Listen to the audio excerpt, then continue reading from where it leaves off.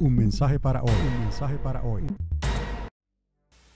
El mundo actual está dividido en tres grandes religiones reconocidas que creen en un solo Dios: el cristianismo, el judaísmo y el islamismo. Y las tres provienen de un mismo padre. Conocemos el padre Abraham. A partir de ahí, el mundo continuó con las leyendas y los mitos de un Dios genérico que sirve a los propósitos de cada cual. Y es lo que hemos visto, aparte de el monoteísmo, que cree en un solo Dios. El mundo está lleno de dioses falsos. De entre las ramas del monoteísmo, estas tres antes mencionadas, solo Jesús de Nazaret pudo decir esto: el que me ha visto a mí, ha visto a Dios. Juan 14:9 encontramos esto. Es un atributo divino. Divino es todo aquello que tiene que ver con Dios. En coexistencia con Dios, he aquí esta deidad nuestra, siendo un hombre mortal, porque Jesús fue un hombre mortal.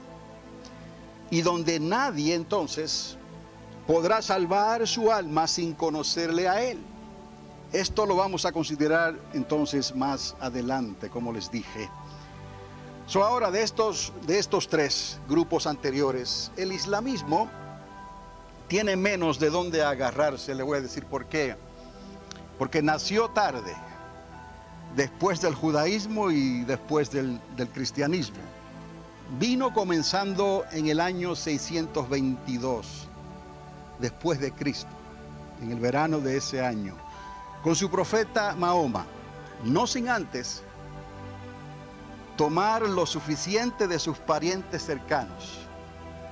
El Islam tiene parientes cercanos, y ellos son los hebreos y los ismaelitas. Ahora, voy a decir esto solamente como nota de información. Los del Islam tomaron la espada y el arco, y usted quizás recuerde esto y reconozca esto específicamente. Ellos tomaron la espada y el arco y un caballo blanco hasta el día de hoy. Pero no vamos a hablar sobre eso. La enseñanza de hoy seguirá la línea del cristianismo y el judaísmo, ya que tienen muchísimas cosas en común. Aunque existen más de 1.300 millones de musulmanes en el mundo, comparado con unos 2.000 millones de cristianos y comparado a unos 15 millones en el judaísmo. Y les quiero mostrar ese versículo que específicamente habla de la deidad. Juan capítulo 14 del verso 9 al 14. Y se los voy a leer. Jesús le dijo: ¿tanto tiempo hace que estoy con vosotros y no me habéis conocido, Felipe? El que me ha visto a mí, ha visto al Padre. ¿Cómo pues dices tú, muéstranos al Padre? Jesucristo está rompiendo el molde aquí. Quiero que entienda claramente que para los judíos, especialmente los judíos ortodoxos, aquellos también fariseos, estudiosos de la palabra de Dios, el Shema de Israel, el Oche Israel, es: oye Israel, Jehová tu Dios uno es. No hay lugar para Padre, Hijo y Espíritu Santo como nosotros lo conocemos y como fue manifestado por el mismo Jesús cuando Él estuvo aquí en la tierra hace 2000 años atrás. Estamos viendo que Él está rompiendo el bloque. Por eso Felipe estaba un poco consternado en esto, y Él le dice: tanto tiempo hace que estoy con vosotros y no me has conocido, porque Felipe le está preguntando: muéstranos, y ellos le están preguntando: muéstranos al Padre, y eso nos basta. Y Él le dice: el que me ha visto a mí, ha visto al Padre. ¿Cómo pues dices tú, muéstranos al Padre? ¿No crees que yo soy en el Padre?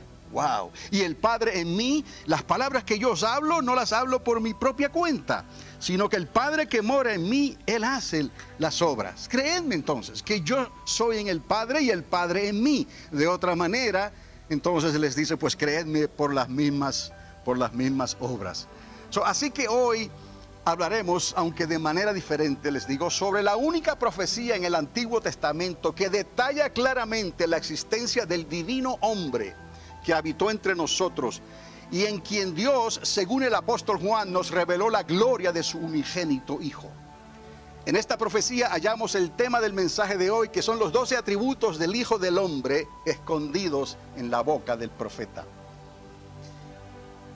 Antes, sin embargo, quiero comentar brevemente sobre 3 personajes bíblicos, porque cuando hablamos de personajes que caminaron al borde de la divinidad de Dios, esto es muy real.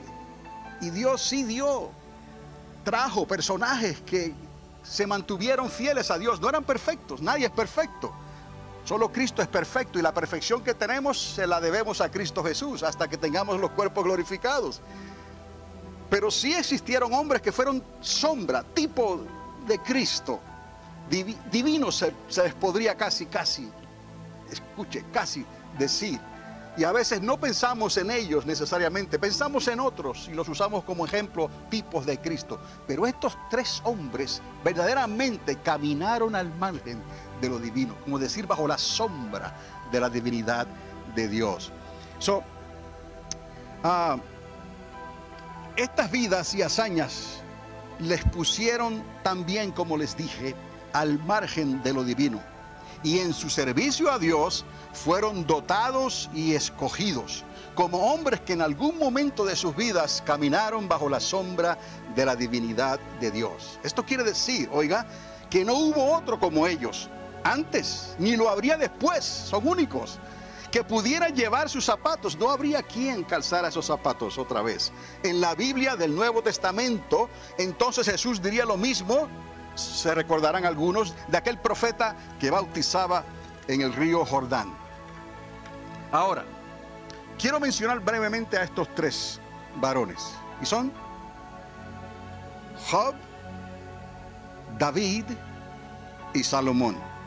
Cualquiera de estos 3 mostraría en su vida los dotes de la divinidad de Dios. Escuche bien, Job, David y Salomón. Sin embargo, todos ellos se quedaron cortos. ¿Entiende? Cortos. Descalificados ante la ejecución de la justicia de Dios. La justicia de Dios trajo a relucir, demostró cómo vencer el pecado de una vez y para siempre. Y esto es importante, porque solo hubo un varón, no mencionado entre estos 3, que reuniría los atributos del Hijo de Dios. Job, dice la Escritura, y vamos a estar ahí, a través de lo que les estoy diciendo. Ningún otro como Job en la tierra, de los vivientes. Y el libro de Job comienza así: ninguno otro como Job en la tierra de los vivientes, en la tierra de Uz, ¿no? Varón perfecto y recto, temeroso de Dios y apartado del mal. Su único pecado, y usted puede leer todo el libro de Job, el único pecado que Job cometió, aparte de la naturaleza caída que todos tenemos, que hemos heredado de Adán, fue aconsejar a otros sin antes reconocer la sabiduría y el consejo de Dios. ¿Por qué lo sabemos? Porque él mismo lo confiesa. Y después que se arrepintió Job de esto, Dios le añadió 140 años de vida. Y el doble, multiplíquelo por 2, todo lo bueno que había poseído. Vivió en total unos 280 años. Y les voy a hacer aquí un comentario. Esto lo calculé entre el nacimiento de Peleg, y se acordarán de Peleg, y la destrucción de Sodoma y Gomorra. Peleg fue aquel que nació en el tiempo justo antes, unos 19 años antes de que ¿cómo se diría?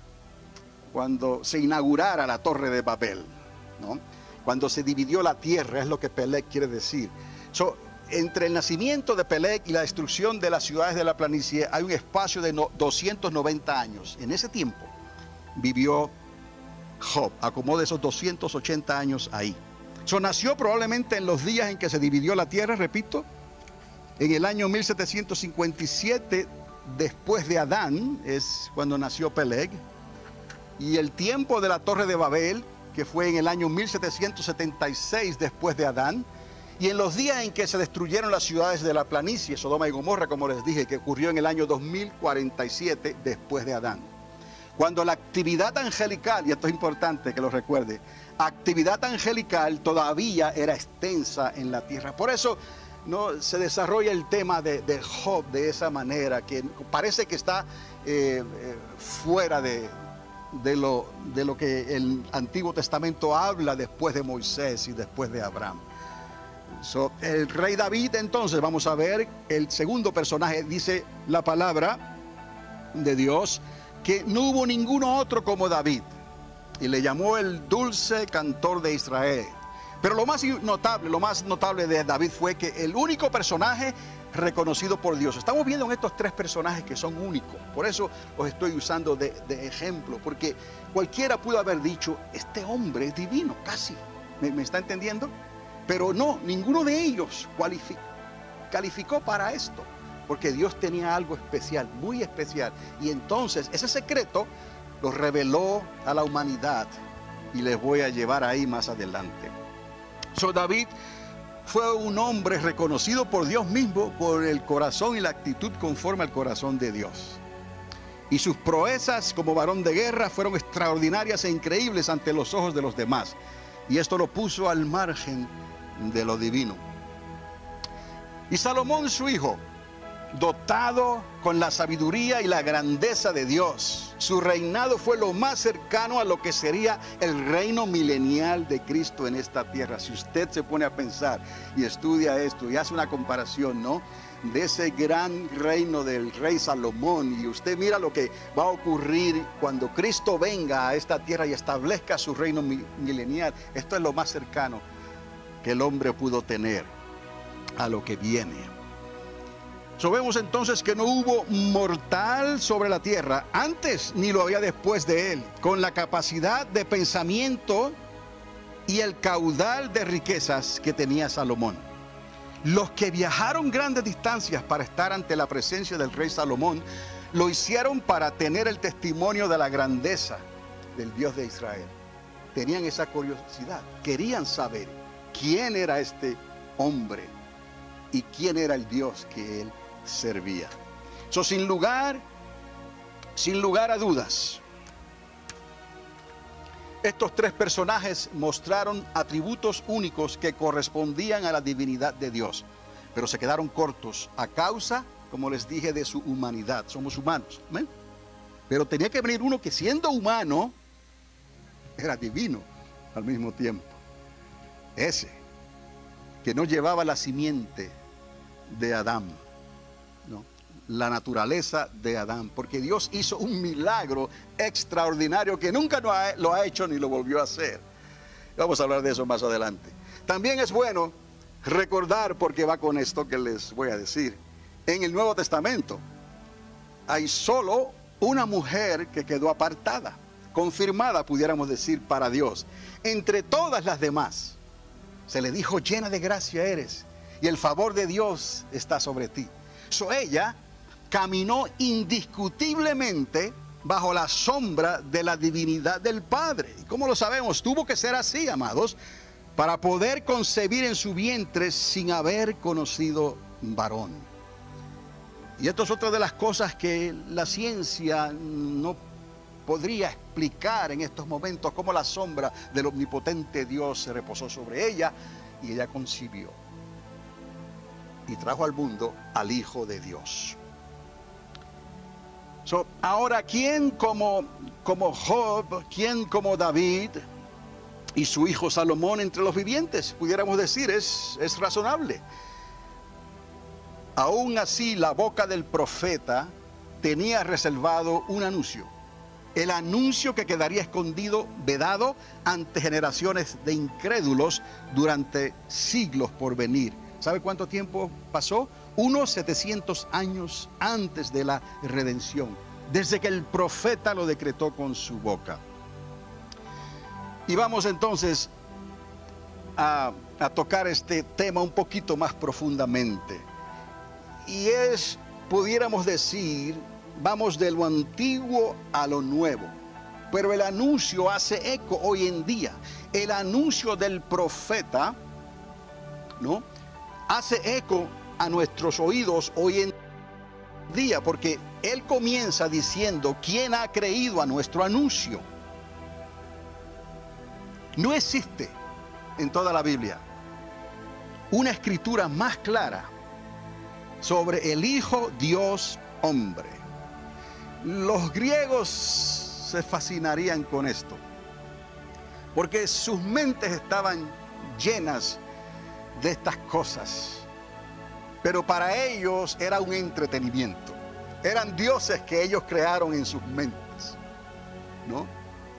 Y establecieron un Zeus, y establecieron dioses y diosas. Y esos dioses tuvieron hijos, y esos hijos, algunos eran mitad hombre y mitad animal. Y esos dioses se manifestaban en la tierra. Y los romanos se interesaron por esto y siguieron con esa idea también. Y en lugar de Zeus, pues le cambiaron el nombre y le llamaron Júpiter, ¿no? Pero ellos se fascinarían con estas cosas, pero ellos lo tenían en la imaginación de sus pensamientos. Pero ¿qué problema hubo entre el pueblo de Dios? Que no pudieron relacionar, no pudieron captar esto. Pusieron estorbos, pusieron una pared y no pudieron creer que Dios verdaderamente podría traer al Hijo, al unigénito Hijo de Dios, a esta tierra a través de una sierva, de una jovencita, de una mujer llamada Miriam, María. Yo les hablé en otra ocasión que Dios trazó esa genealogía de María, ¿no? Desde los días del diluvio, su sangre fue limpia, no hubo contaminación en ella. Y por eso fue por el linaje de María y no de José que vino la redención de Israel y del mundo entero. ¿Están conmigo? Pasarían unos 700 años antes de la redención. Entonces, ahora llegamos a la transición de lo antiguo a lo nuevo, pero con esta aclaración: ¿quién ha creído a nuestro anuncio? Con esta petición. No existe, como les dije, escritura más clara sobre esta revelación, el Hijo Dios hombre, y a la misma vez que es clara, está codificada en código, secreta, que la de este profeta, que también fue llamado, y de ahí el título, la salvación de Dios, Isaías. La salvación de Dios. Ella contiene los 12 atributos de una divinidad encarnada. O sea, el Logo se hizo carne, se hizo hombre y habitó entre nosotros. Y cuando esta profecía se cumplió, oiga esto es algo extraordinario. Cuando esta profecía se cumplió hace 2000 años atrás, después toda la creación de Dios y los cielos de los cielos, si vamos al tiempo de la creación, cuando Dios hizo el universo y los cielos de los cielos, en ese día en que esta profecía se cumplió, la creación sintió los efectos y los cielos de los cielos sintieron los efectos. Que habían estado cerrados desde la caída, literalmente fueron abiertos. Los cielos de los cielos fueron abiertos desde ese momento en que el Hijo de Dios redimió no tan solamente a la humanidad, sino también a la creación. Hasta el día de hoy, oiga, esa puerta ha quedado abierta. Por eso estamos aquí. Por eso usted tiene esperanza de sus familiares. Por eso usted tiene esperanza de aquellos seres queridos que aún no han visto esta salvación tan grande. ¿Por qué? Porque todavía esa puerta está abierta. Desde que Él vino y cumplió, los cielos de los cielos quedaron abiertos, porque estaban cerrados con la caída, con el pecado, desde los días de Adán. ¿Está conmigo? El segundo Adán viene y trae la redención y los cielos se abren. Ahora vienen días en que esa puerta se cerrará y todo aquel que no entre por ella se perderá, tal y como ocurrió en los días del gran diluvio. Pero ¿quién ha creído o ha querido creer a nuestro anuncio? En otras palabras, les dije que el comienzo de Isaías hace eco en nuestra historia. La historia entonces se repite. Isaías 53. Ahora, Así, para los judíos religiosos comienza este controversial e intrigante capítulo. Es controversial para ellos, e intrigante al mismo tiempo, pero tan claro y convincente para el más humilde creyente. También esto a manera de versos, pensar alguno, ¿no? Versos sin esfuerzo, más o menos. Y así me he limitado a escribirlo como un poema parafraseado. Es la historia del capítulo 53 de Isaías. Ahora, usted necesitará leer cuidadosamente, cuando tenga tiempo libre, todo el capítulo 53, mientras le pide a Dios que le revele esta gran verdad. Escuche la manera en que se lo voy a decir, como les digo, algo parafraseado, ¿no? En forma de verso, más o menos. Pero vamos a ver aquí estos 12 atributos revelados. Son los 12 atributos que no pudimos encontrar en Job, ni pudimos encontrar en David, ni pudimos encontrar en Salomón. Escuche. Comenzamos con el verso 1 hasta el verso 12. Y cada versículo encierra un atributo, a manera, no parafraseado, a manera de verso. La fuerza del brazo de Dios, en el versículo 1, 53:1, con todo su peso se recargó sobre él. Repito esto, la fuerza del brazo de Dios con todo su peso se recargó sobre él. Y en un viñedo escogido salió del tronco como reseco e indeseable injerto. Injerto que fue maltratado, desechado y abandonado sin valor alguno. Ahí les relaté el verso 1, el verso 2, el verso 3, a manera parafraseada. ¿Está conmigo? Se los digo otra vez rápidamente y piense, porque habrá que leerlo cuidadosamente. Y yo sé, amados, que detrás de todo esto podemos ver esta similitud, podemos ver esto de esta manera, porque así es Dios. Se lo pintó de una manera que ellos, si querían verlo y creerlo, lo podían hacer. Qué ironía, ¿no? La fuerza del brazo de Dios, con todo su peso, se recargó sobre él. Y en un viñedo escogido, salió del tronco como reseco e indeseable injerto. Injerto que fue maltratado, desechado y abandonado sin ningún valor. Atributo número 4. Porque como un contagio de muerte, se cundió de enfermedades, cargó con calamidades, y los que le imputaban la culpa solo pudieron decir: él se lo buscó. Por lo que recibió aún y con mayor fuerza los golpes y heridas de la acusación, y molido en carne viva nos ofreció su salvación. Isaías 53:5. Y aunque su justicia salió evidente, siendo él inocente, y todo lo demás culpable y digno de muerte, el brazo del juez se descargó sobre él, y sentenciándole le declaró culpable. Isaías 53:6. Y así, sin expresión ni palabras, dirigió sus propios pasos y los de sus acusadores hacia el verdugo final. Y en el tronco donde comenzaron sus ramas, su vida ahora sería cortada, y aquel injerto indeseable ya no volvería a retoñar, y de sus frutos renuevos, ¿quién se acordaría? ¿Me está siguiendo? Dentro de cada versículo, aunque su justicia, en el verso 6, salió evidente, siendo él inocente, y todo lo demás culpable y digno de muerte, el brazo del juez se descargó sobre él, y sentenciándole declaró culpable. Hay que ver que hubieron dos sentencias, porque el padre, el juez, entregó a su hijo, y Pilato se lavó las manos, y el pueblo en esta tierra le condenó a morir. ¿Está conmigo? Porque fue abandonado. Isaías 53 es un claro reflejo.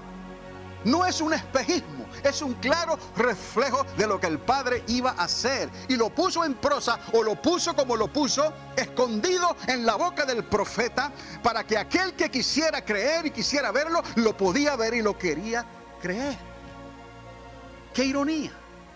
Porque los que se supone que le creyesen, no le creyeron. Y los que no tenían idea de lo que se estaba hablando, le creyeron. Y a la vez que le creyeron, lo pudieron ver. Como usted y yo lo estamos viendo en esta mañana. Él, sin expresión ni palabras, en el verso 7, dirigió sus propios pasos y los de sus acusadores hacia el verdugo final, porque a él no le quitaron la vida de por sí, sino que él la entregó. Él caminó hacia el verdugo final. Y al hacerlo de esa manera, dirigió a sus acusadores juntamente con él. Y en el tronco donde comenzaron sus ramas, su vida ahora sería cortada, y aquel injerto indeseable ya no volvería a retoñar. Y de sus futuros renuevos, ¿quién se acordaría? Su generación, ¿quién la contará? En el verso 9. Así el viñedo donde nació, y en una tarde que le vio morir, dispuso de sus restos con mucha ironía en el mejor lugar. ¿Por qué en el mejor lugar? Porque la mejor tumba de un hombre sumamente rico se dispuso para su sepultura. El viñedo donde nació, en una tarde que le vio morir, dispuso de sus restos con mucha ironía en el mejor lugar, aunque no aceptando nunca que aquel injerto indeseable a nadie jamás le hizo ningún mal. Es el mismo, es el Hijo de Dios que hoy sigue hablando a la sociedad de alguna manera u otra para que le puedan recordar. El atributo número 10 lo encontramos en el verso 10. Aún así, el que plantó su semilla no le permitió retoñar. Y como dice el dicho, si no moría hoy en esa tierra, oiga, ¿cómo en el día de mañana llegaría a germinar? Llegaría a germinar. Recordarán la palabra que expresó esto: si el grano no cae en tierra primero y muere, no podrá llevar fruto. Mas, como el olivo centenario, ahora su fortuna escondida estaría por cambiar. Es el secreto de esos olivos centenarios que parece que se han muerto, pero están vivos. Y en el atributo número 11, estamos llegando casi a la conclusión. Llegó el momento en que por los escombros de aquel olivo y entre la savia escondida de su corteza, el que plantó la semilla, trazando el ciclo primaveral de la vida, en el tiempo oportuno le hizo resucitar. Estamos viendo aquí el Padre, estamos viendo el juez, estamos viendo al sembrador, estamos viendo lo que hizo Dios con su propio Hijo unigénito. No en balde le preguntó a Abraham: dame a tu hijo Isaac. Pero Dios no lo iba a permitir, porque Dios iba a hacer eso justamente con su propio hijo. Y justo en el momento que Abraham, obedeciendo el llamado de Dios, levanta la daga, el ángel del Señor lo detiene. Pero Dios conoció en su corazón. Por eso siempre he dicho, cuando Dios quiere saber algo, lo sabe. Y cuando no quiere saberlo, espera hasta cuando lo va a saber. Y así supo que Abraham era su amigo, fiel siervo. Pero Dios lo hizo en el día postrero, y nadie podría detener la mano de Dios. Por eso, amados, en esta historia, en este trasfondo, estamos viendo al Padre, estamos viendo el juez, estamos viendo el sembrador. Pero eso ocurrió en los cielos, y en la tierra le hicieron lo mismo. ¿Y quién se benefició con todo esto? Usted y yo. Entonces llegó el momento en que por los escombros de aquel olivo y entre la savia escondida de su corteza, el que plantó la semilla, trazando el ciclo primaveral de la vida, en el tiempo oportuno le hizo resucitar y la muerte no lo pudo contener. Y el último atributo, el 12, y una vez más, en la viña de los gigantes, el legendario olivo del campo volvería a reinar. Una vez más, gigantes olivos, árboles centenarios que duran muchísimos años. Hay un secreto detrás de esa corteza. Y aquí hay una similitud en lo que hizo Dios con aquel que fue molido por nuestros pecados, abatido. No abrió su boca, fue llevado al verdugo final. Y por sus llagas fuimos nosotros curados. Amados, esta palabra nos sigue hablando hasta el día de hoy. Y yo me atrevo a decir que son palabras difíciles de no entender, porque detrás de todo esto podemos ver lo que Dios ha hecho por nosotros. Cuando usted hable con sus familiares, cuando usted hable con sus seres queridos, déle la oportunidad al Espíritu Santo de que le muestre estas cosas y tal vez ellos lo puedan ver, tal vez ellos lo puedan escuchar, porque ciertamente esa puerta se cerrará y está abierta todavía por causa de aquel que la abrió, pero ese mismo la va a cerrar y entonces será demasiado tarde. Entonces dice que la vida de Cristo quedó oculta ante los ojos de aquellos que le menospreciaron. Aquellos que buscan 3000 excusas para no creerle. Aquellos que buscan 3000 excusas para no servirle. Aquellos que buscan excusas para tal vez no estar aquí en la iglesia, cuando pueden estar. Pero esa puerta se cerrará, amados. Y no le está garantizado a nadie el mañana. Si mueren en su pecado, sin arrepentirse, llevarán las consecuencias de su pecado. Si mueren sin haber nacido de nuevo del agua y del Espíritu, si mueren sin haber conocido la verdad del Hijo de Dios, entonces no habrá una segunda oportunidad. Quedarán condenados eternamente y para siempre. Esta es la oportunidad dual, pudiéramos decir, doble. Así como Dios le repartió doble a Job en todo lo que tenía, Dios está dando una oportunidad doble para aquellos que le conocen, pero están en su pecado. No mueran en su pecado, se arrepientan a tiempo. Y aquellos que no han nacido de nuevo, aquellos que no le conocen, entreguen sus vidas y puedan nacer del agua y del Espíritu, para que sus nombres sean inscritos en el libro de la vida. Aquellos que le menospreciaron como hoy le menosprecian, no lo pudieron ver. Ninguno de ellos creyó en el anuncio, ni entonces ni hoy. Mas hoy la palabra sigue tan viva como en el tiempo en que fue escrita por aquel profeta, hace unos 2700 años atrás. Por la gracia del Espíritu de Dios, tú que estás aquí en esta mañana, sé que lo puedes ver y lo puedes creer. Y este es el recordatorio para nosotros en este día, porque no somos solos nosotros. Hay más, hay muchos más que Dios quiere salvar. Hay muchos más que Dios te va a preguntar en el día postrero: ¿qué hiciste cuando tuviste la oportunidad de presentarle mi viña y de contarle mi historia? La historia del sembrador, la historia de la viña escogida por Dios, la historia de aquel que fue rechazado, de aquel que brotó como un renuevo, pero no lo dejaron fructificar en ese momento y tuvo entonces que morir. Y el Padre así lo permitió y fue juzgado y fue condenado y salió culpable siendo inocente. Pero tú y yo seguimos siendo culpables. No pienses de otra manera. Tú y yo seguimos siendo culpables. Y ese inocente murió por ti y por mí. Y cuando esa puerta se cierre, ya no habrá otra oportunidad, ya no habrá otra esperanza.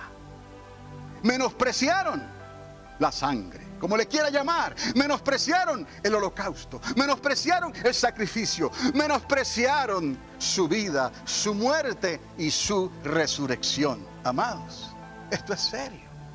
Y aquí estamos en un año difícil.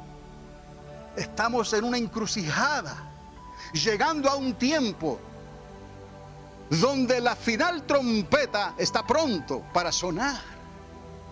Llegando un tiempo en que esa puerta se cerrará. So recuerde este fruto que cayó en tierra. Ese. Y volvió a vivir, lo hizo por ti y lo hizo por mí. Ese injerto rechazado, sí, retoñó y salió otra vez. Y lo hizo por todos nosotros que no lo merecíamos. Esto es un recordatorio, amado. Esto es una de las cosas por las cuales yo le doy gracias a Dios en esta mañana. Y les quiero invitar a que se ponga de pie. ¿Quién pudo haber venido a su reino,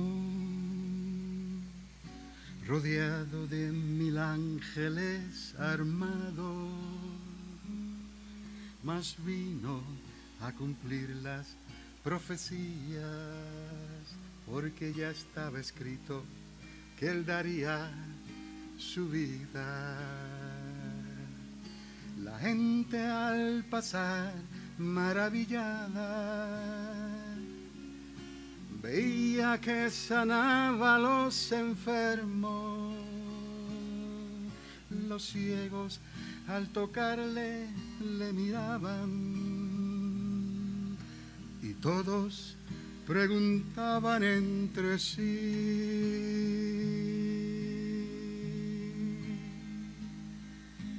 ¿quién es él que aún las tempestades le obedecen? ¿Quién es él que puede levantar al que perece?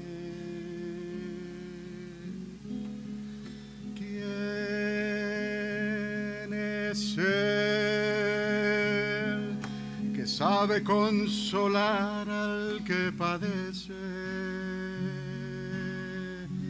No podían darse cuenta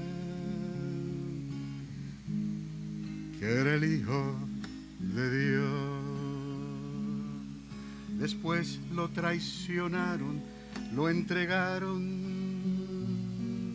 La gente le gritaba ya exaltada: castiguen, ese hombre ha blasfemado. De todos sus milagros se olvidaban.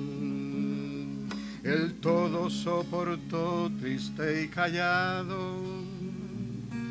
Tan solo una oración se oyó en sus labios: Padre mío, ¿por qué me has abandonado? Me condenan a morir crucificado. Y aún allá en la cruz del sacrificio pedía ya en sus últimos alientos: Padre mío, no te olvides de tu Hijo y perdónalos porque no saben lo que han hecho. La puerta de los cielos se fue abriendo y un rayo de luz cayó en su rostro. Por ella, poco a poco, fue subiendo el alma el que tanto nos amará.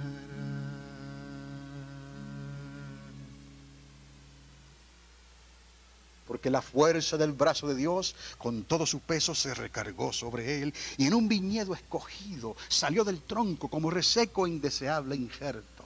injerto que fue maltratado, desechado y abandonado sin valor alguno, porque como un contagio de muerte se cundió de enfermedades, cargó con calamidades, y los que le imputaban la culpa solo pudieron decir: él se lo buscó.